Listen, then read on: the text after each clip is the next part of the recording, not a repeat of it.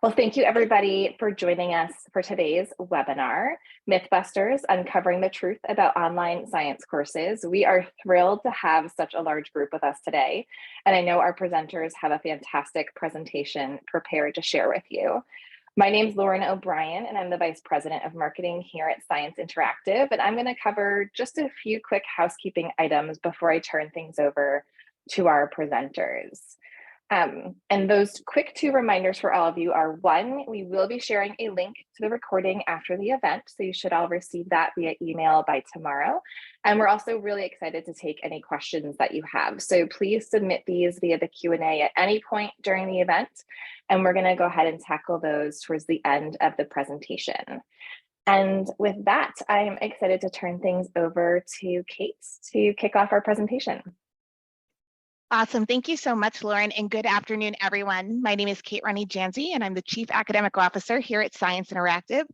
We are so excited to spend just a small part of the afternoon with you discussing the myths around online science labs. But before we dive into things, we're going to do one more quick audience poll. So tell us, what is currently your biggest challenge when offering or when considering offering an online lab? I'll give you a few minutes to respond, and we will take a look at what our results show us. See a lot of folks talking about recreating a hands-on experience, definitely a big concern. Student engagement, quality, and rigor, all in those top three. So give one more second, and we're going to keep going.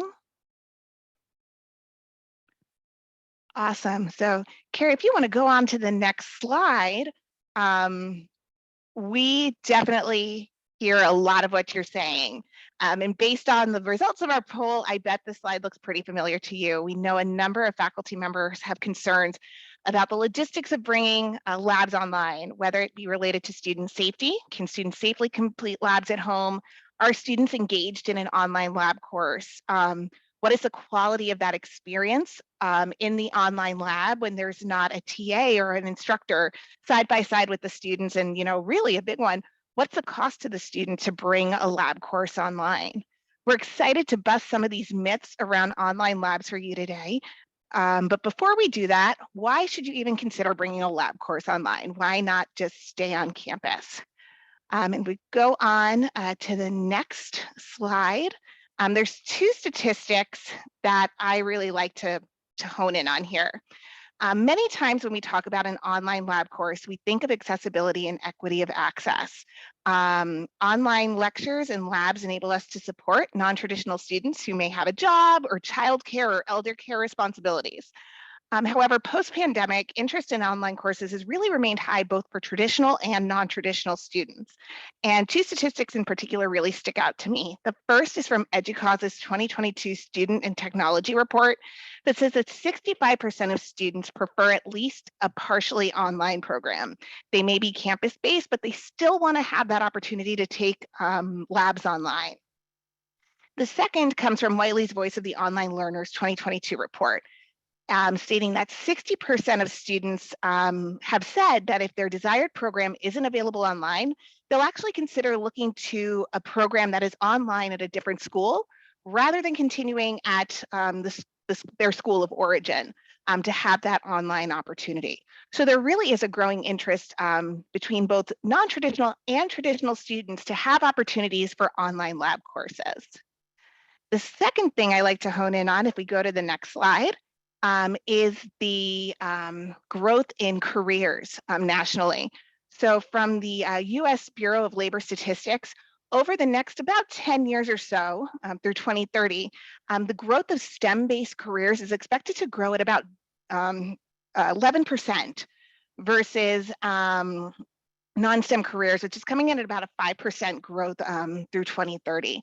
So when we consider these numbers in combination, expanding lab courses supports both a student's desire for increased online options and online course opportunities, as well as supporting the growth in STEM careers. So there's really a lot of great reasons to consider bringing labs online beyond just making education more equitable for students who can't be on campus, which is also a really essential reason to have these opportunities. So who we are and what we do. We are Science Interactive. We are experts in bringing laboratory courses online. We have been working in online labs for close to 30 years, and we bring three things to our students to support their education. The first is real equipment and materials so that students have the opportunity to perform labs at home. The second is curriculum and lab experiments that are certified by Quality Matters. And all of that is housed in our integrated lab management platform. Our content covers over 11 disciplines, or 11 disciplines, excuse me. Everything ranging from non-majors courses like geology, introductory biology, to majors biology, chemistry, and physics, and even some upper level courses like anatomy and physiology and microbiology. I am thrilled today to share this presentation with Gina Lindina Smolar and Carrie Hansel from IUPUI, who have developed probably one of the most incredible courses I've ever seen for their forensics course.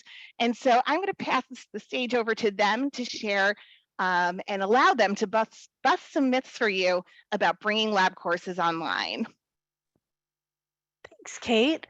So today we're going to explore some of the possibilities of online courses and provide that proof that some of those myths are just not true. After today's session, you'll be able to identify some common myths and walk away with some examples to debunk them. So at the core of our discussion is Gina's Forensics Online Lab course, which is designed as a non-major lab course. Many students are required to complete a laboratory component regardless of major, so this course is a substitute option instead of the common lab courses such as chemistry or biology. Currently, the course is offered during the fall, spring, and summer terms with roughly 300 students per academic year. The fall and spring terms are around 16 weeks and 8 weeks for the summer sessions. Or actually, the summer sessions are 6 weeks, and we do also have 8-week sessions for fall and spring. The course was first offered in spring of 2020, and it became more widely offered thereafter. This is a general education core course, which means that the course meets state-specific standards. And it also means that we see a wide variety of learners enrolled, including non-traditional students, non-science students, and students with accessibility needs. So due to the nature of the online environment, we had to develop learning tools that students could use at home, including virtual tours, images of evidence that they wouldn't be able to handle, demonstration of lab experiments, and the ability to perform hands-on lab exercises at home. We used virtual tours of both the Indiana State Crime Lab and Toxicology Lab, and this allows students to see a real forensic lab, the instrumentation that's used in evidence analysis, and various divisions of the lab. There were also many types of evidence that students were not able to physically see by us sending it to them. So therefore, 3D images were created so that the students could manipulate them and be able to see them up close. And this also included being able to try different tests on sensitive materials such as explosives and biological fluids. We were able to recreate lab experiments for students to watch and make their own observations and conclusions about that evidence. Gina also wanted the students to perform their own lab experiments. So we used an at-home lab kit, which used various materials that students could do those experiments on their own. Myth 1. Take it away, Gina. Thank you, Carrie. So I'm going to talk a little bit about some of the, our first myth here, which is that online science courses are not as good as in-person courses. So we probably have heard this a lot from our colleagues, especially in science and also especially I think in lab classes. We think that we can't do these lab hands-on experiences in an online setting. So first, I just want to say that our enrollment in this course has greatly increased since we've been offering it online because we are giving that additional option for students. So since And so if we look here, like the overall enrollment of the entire course since it first started in the fall of 2012 was about 1,500 students, with about a third of them, almost a third, so 427 of those students have actually completed that course online. And remember, we said that that first section was offered in spring of 2020, and this was actually was offered prior to the time that we were sent home. So it was originally supposed to be taught online, and that's how the course was designed. So we are definitely seeing students take online classes. So on average, online students have assessed that their learning outcomes of the course are pretty high. And so what I do in this class is, and both in the face-to-face and the online version, is I have students assess their own learning.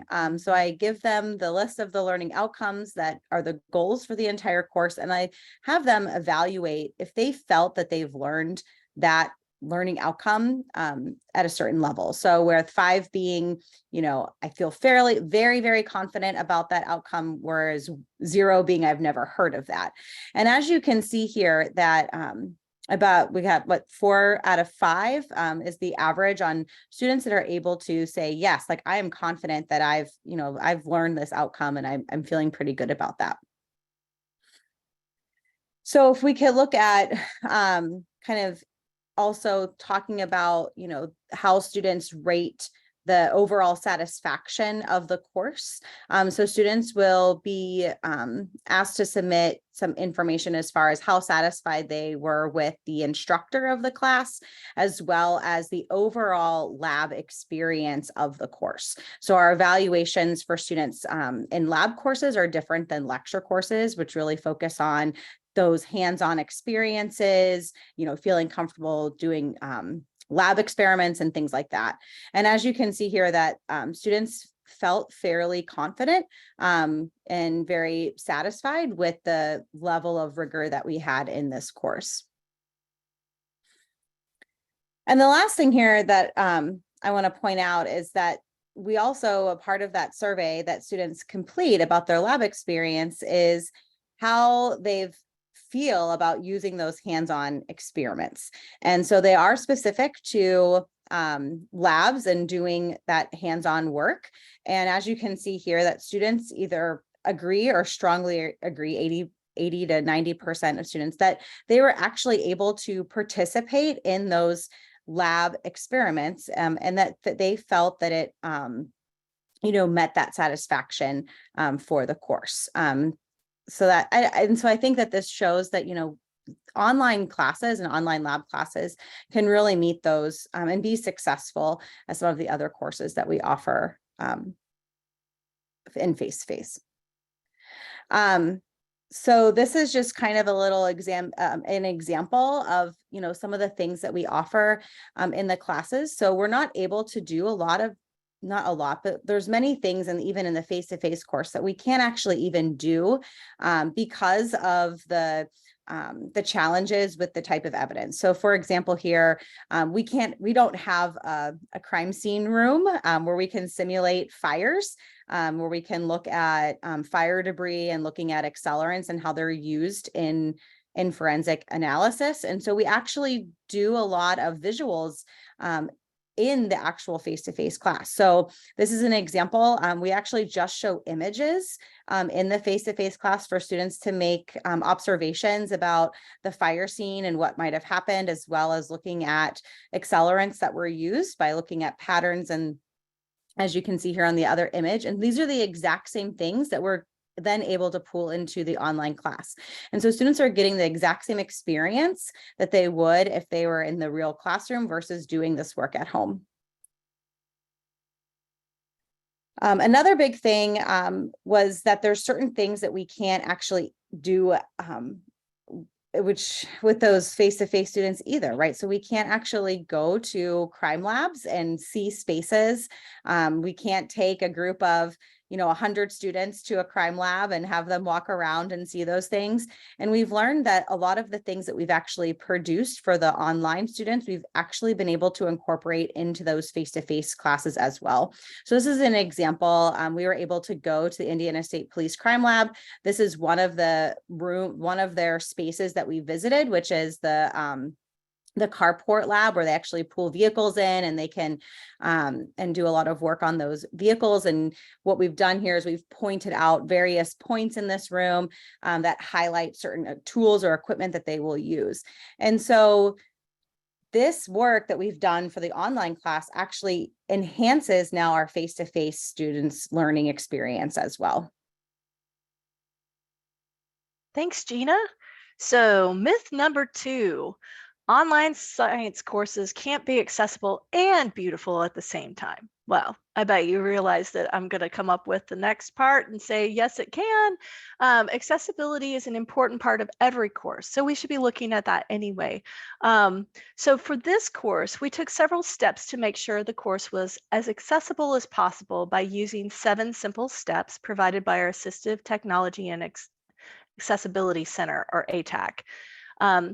Using headers and lists from the style guide, providing alt text for your images and meaningful links, ensuring appropriate color contrast, creating accessible tables, and providing captions along with transcripts for audiovisual content.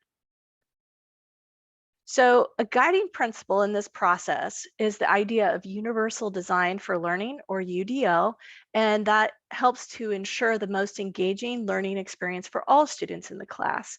And the main considerations, according to Moore 2010, when you're using UDL are: what do you want your students to be able to do when they leave the course? What barriers might get in their way that will keep them from successfully accomplishing your course learning goals?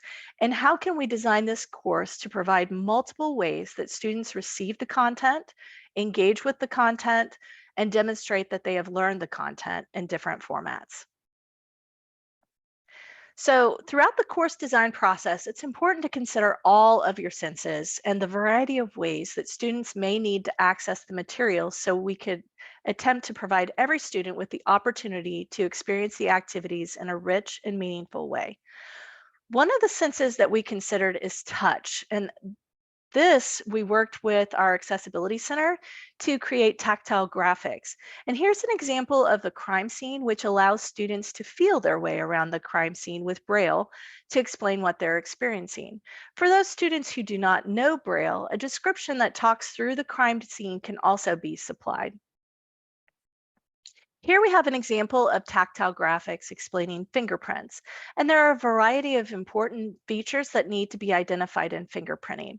Many would be more difficult to understand without thinking outside of the box a little bit. So that's also part of this process. For this example, we have Braille on this tactile graphic explaining the details of the different features of the fingerprints, while also including a tactile expression of a specific fingerprint feature identified in red here that students can feel. It provides an opportunity for students to have the activity become more authentic. We also do the same thing with identifying handwriting so that students can feel the difference between the types of handwriting styles. We've been told that in real life, most individuals who are born blind would not have experienced what handwriting is even like. So it's really powerful to know that this simple activity can open up something completely new to students who may never have had this opportunity. Always sticking with the basic of backward design, where everything's aligned with the learning objectives, but this is even a step above, that it provides an experience that students wouldn't have otherwise. So we also had 3D prints in addition to the tactile graphics, and we had this for shoes and footprints as well. For the bullets, the features that were in the original scans, because these came from a very specialized camera produced image, so that we could use this in 3D visualizations in the course. But that was not enough for students to be able to feel that on the bullets. So we blew them up and exaggerated some of those features. And we worked with our Accessibility Center to oversimplify and exaggerate those features so that they focused on the 3 most important features of the bullet that the 100-level students needed to understand and distinguish. And that was the width of the grooves, the direction of the twist, and the percussion marks on the casing. And this is a good example of creating artifacts while keeping the learning objectives in mind. I'm going to hand it over to Gina. Take it away. So the third myth that we're going to talk about is that it's not safe for students to do hands-on labs at home.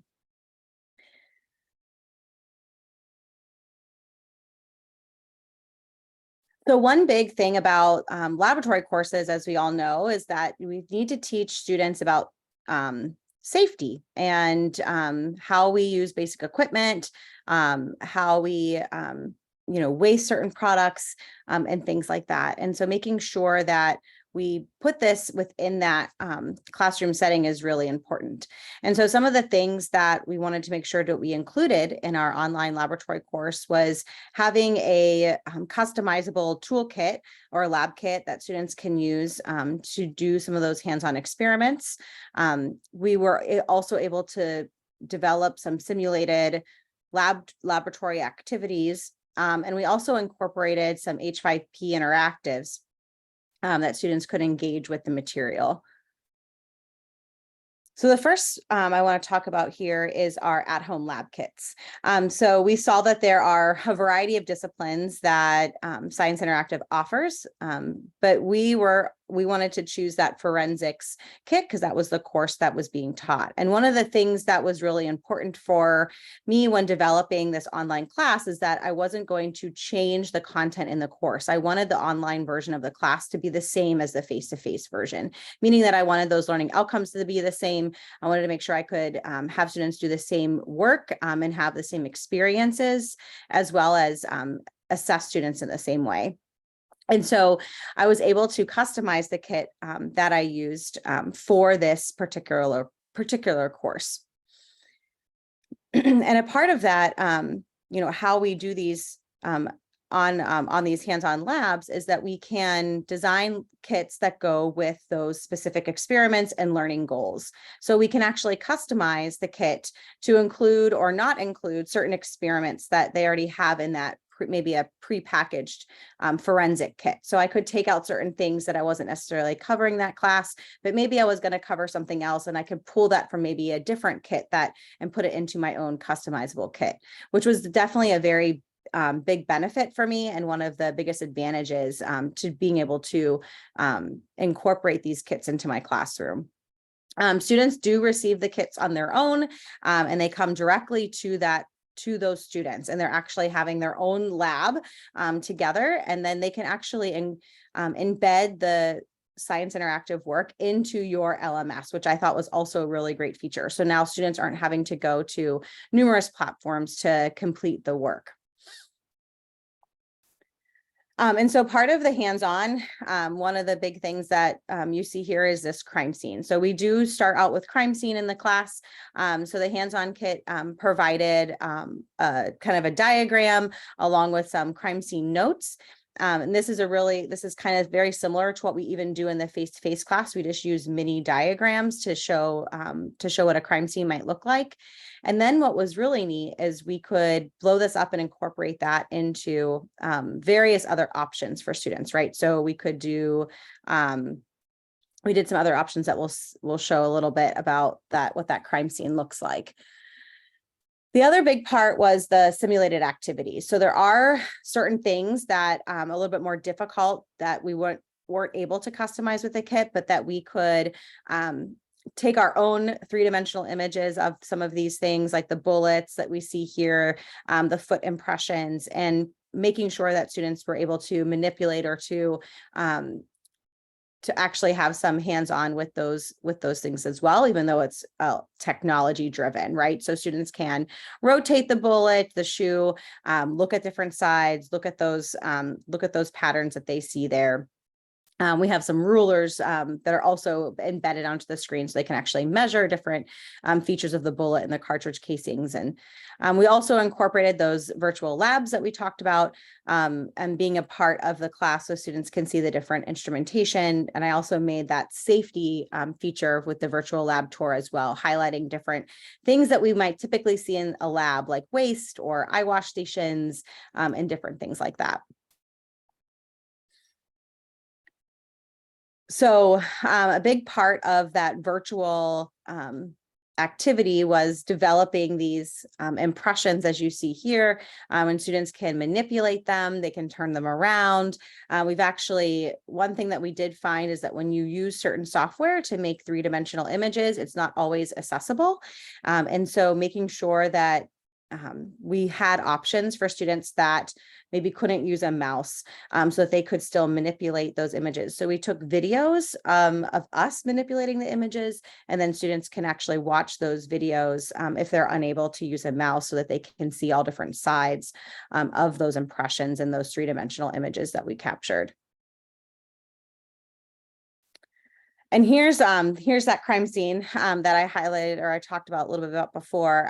We wanted to have some H5P interactives where students could kind of manipulate some of the images. They could walk through a scenario and try to figure out the best situation or the best choice when going through that. And so we did that with the crime scene here, where students have to try to pick out the evidence that you see, which is really also mimicking those drawings that we saw earlier and some of those crime scene notes that we saw. So just another way to interact with the material.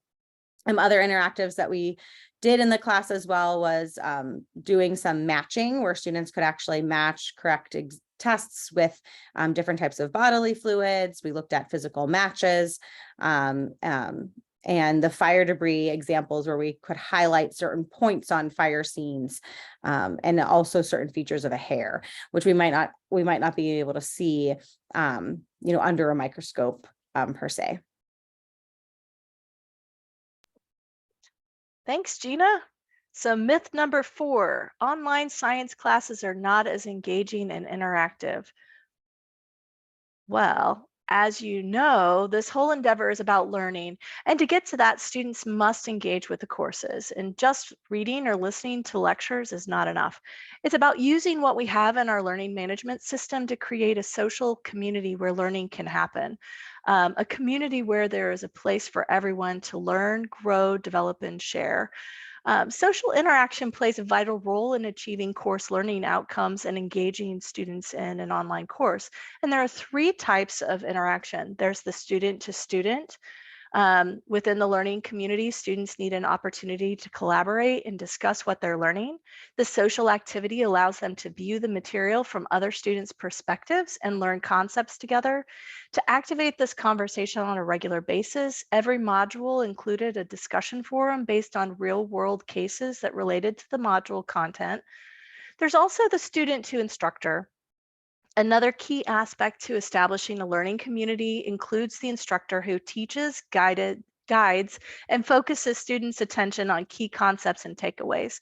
This took the form of weekly recaps and announcements. And finally, there's student to learning materials. And the final interaction involves having students actively engage with the material. So having students interact with the learning materials is an important part of this process.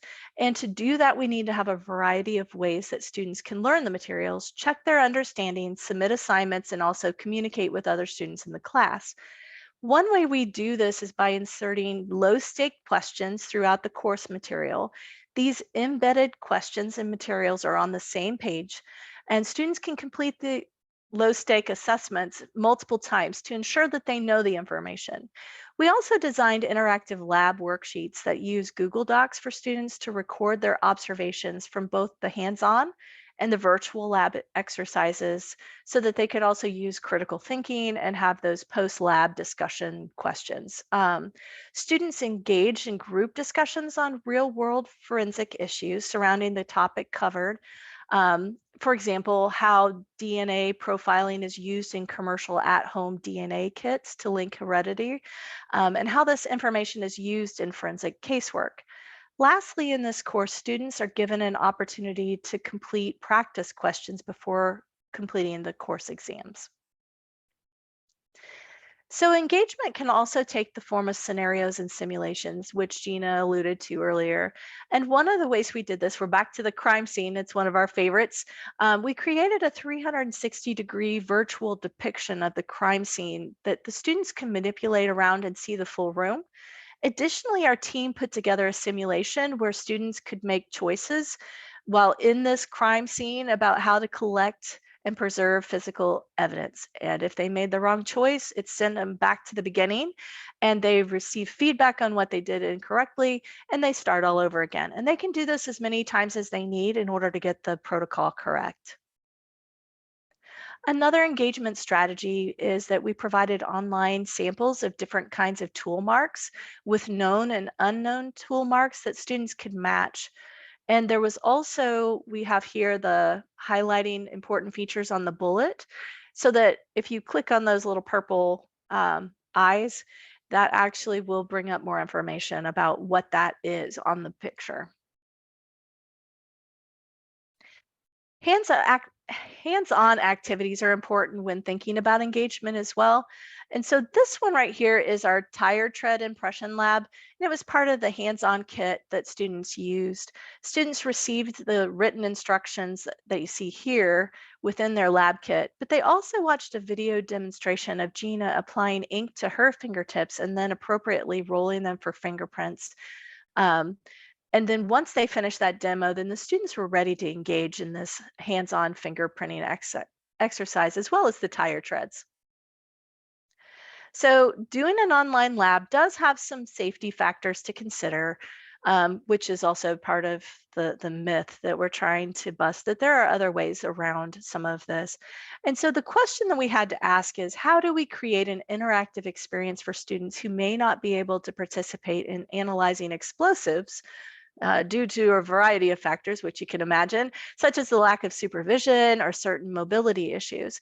And we tackled this challenge by Gina working with our media production studio to create demos that not only showed students how to do the activity properly, which they did not do on their own, and then also allowed her to share her expert commentary about the most important features that occurred as she was doing this process. And this is one of my favorites. And so I'm going to stop the presentation and bring up the video so that you can see it as well. It can cause a low explosion to happen. So our next one that we're doing here is 777.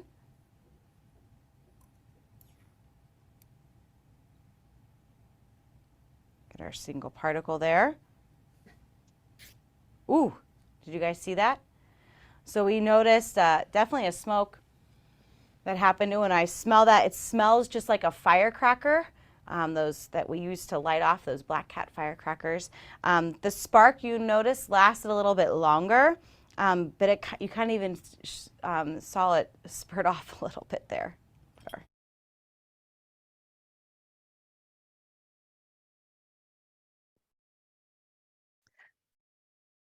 And finally, we have this last example, and this is the black powder.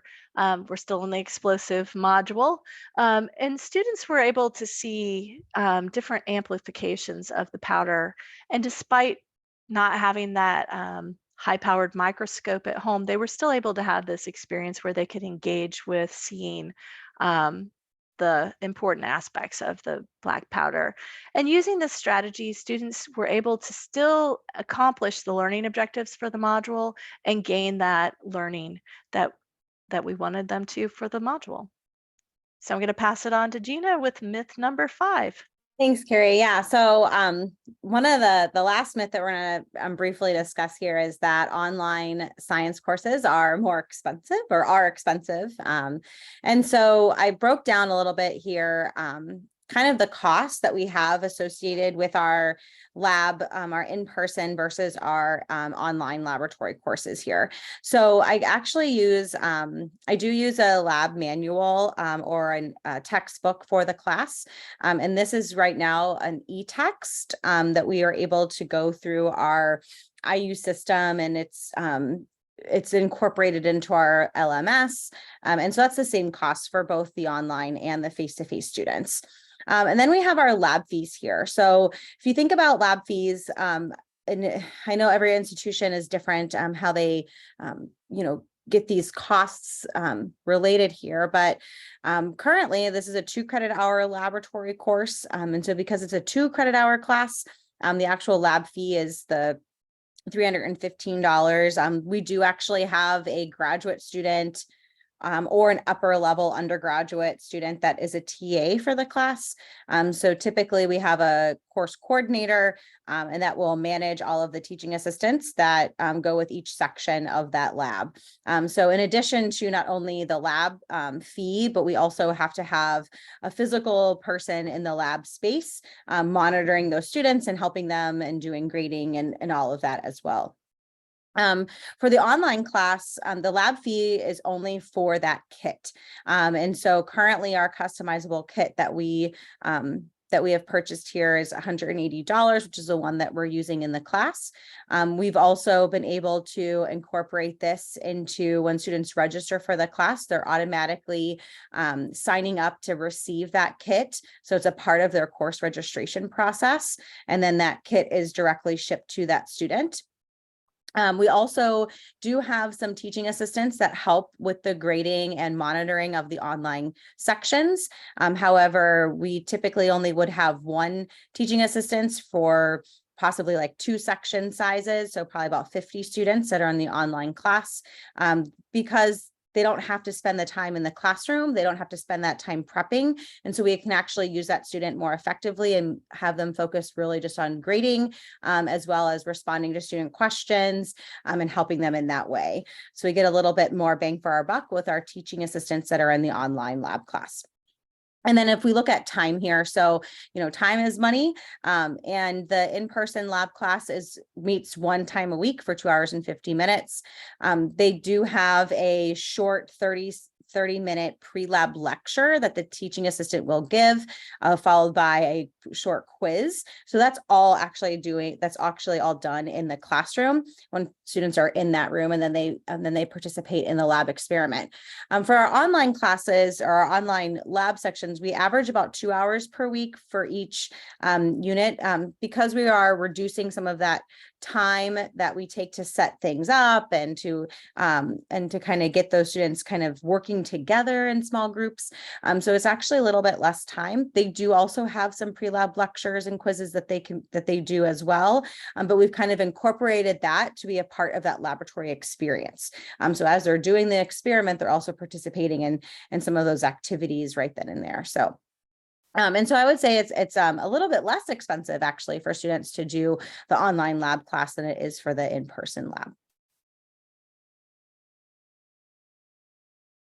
And so here are a list of our references. And once again, like, we're not able to do this on our own. So we have, numerous people that have helped us with a lot of these aspects that we've seen today, specifically some of those three-dimensional imaging that we've done, the 360 tours that we've done, printing those bullets and the different tactile graphics.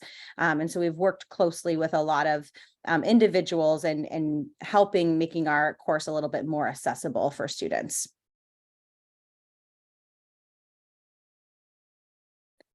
And I'm going to turn it back over to Caitlin to kind of field our questions. Yeah, awesome. Thank you so much, Gina and Carrie. We really appreciate it.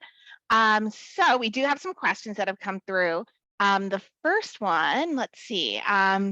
One of the questions that we did get, how do you replicate the odor of specimens in your online kits? Because smell is a critical tool for forensics and biological identification. How do you approach that?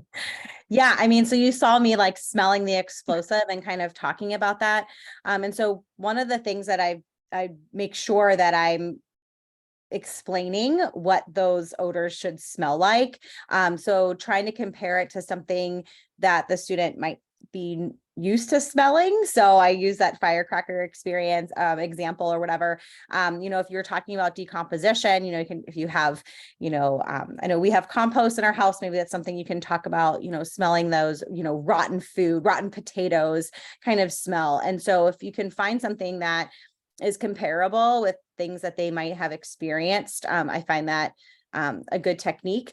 Also important to kind of pick out what observations you want students to take note of. So you want them to take note of what something smells like, or what it looks like, or how long a flame lasts. And so making sure that you're just a little bit, you're very specific with students on what you want them to observe is really important when, talking about online labs.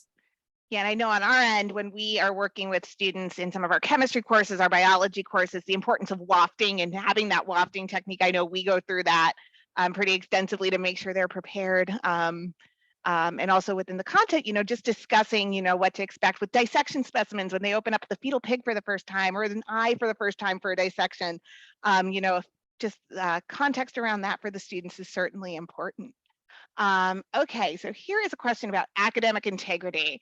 How do you make sure that students are not just clicking through your course until they get the right answer without actually engaging with the materials or trying to go through Course Hero or Chegg to find the answers?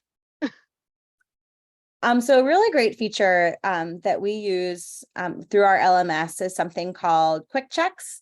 These were actually developed in-house through IU, which is it's a really neat thing, but you could do this as well through some videos. I know that there are certain video interactives that you can do as well, where you have them look at or read certain material, and then you ask them a question right there on the spot, right? So you have them read something, they answer that question. And I know there's some videos that you can do as well, where you stop the video and then students answer, and then you can grade that and give them, it's kind of that low stakes assignment or activity for students. So you can kind of evaluate their learning throughout the process and making sure that they're actually paying attention to some of the work that you're giving them to do.